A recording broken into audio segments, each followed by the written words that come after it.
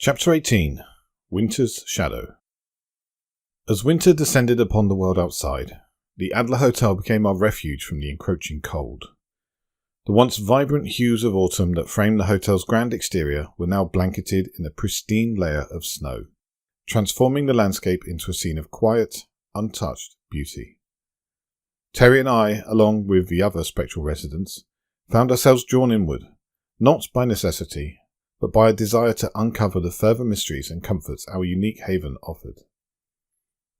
During this time, my companionship with Sophie Bennett deepened. Our conversations, initially sparked by a shared curiosity and a mutual appreciation for the Adler's peculiar charm, evolved into a connection that was difficult to define, but impossible to ignore.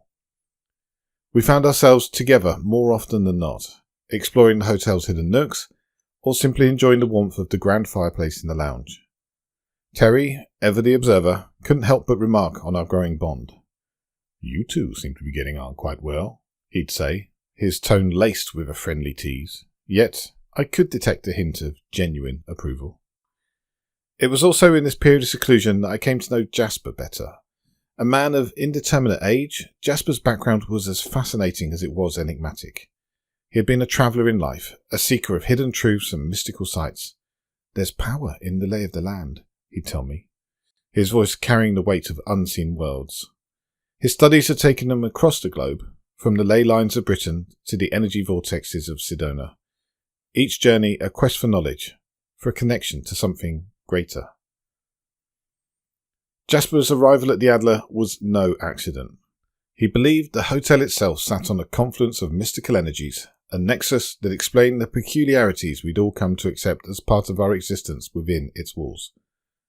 "The Adler doesn't just exist in the physical realm," Jasper explained. "It's a bridge, a point of convergence for energy seen and unseen." His insights offered a new layer of understanding, a possible explanation for the hotel's allure, and its ability to bend the rules of our spectral existence.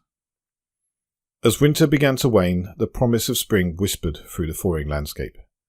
It was during one such evening, as the last light of day lingered on the horizon, that a cry echoed from one of the staircases overlooking the hotel grounds. Rushing to the source, we found Marianne, her face a mask of confusion and fear. "I saw something," she stammered, "out there, but I can't explain it." Gathering around her, we peered into the evening air, the tension palpable. Then, without warning, a black shape appeared, adrift in the wind.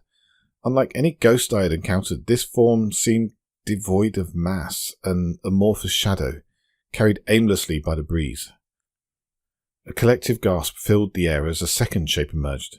These entities, closer to the traditional notion of ghosts, yet entirely alien to our experiences. "It's a misfit scout," Edward declared, his voice cutting through the stunned silence. The revelation sent a shiver through the group, the term misfit carrying a weight of untold horrors and sad histories. Edward explained, his tone grave.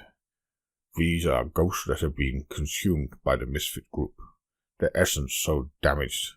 All that remains is this shadow, a husk without direction, left to the mercy of the wind or their kin."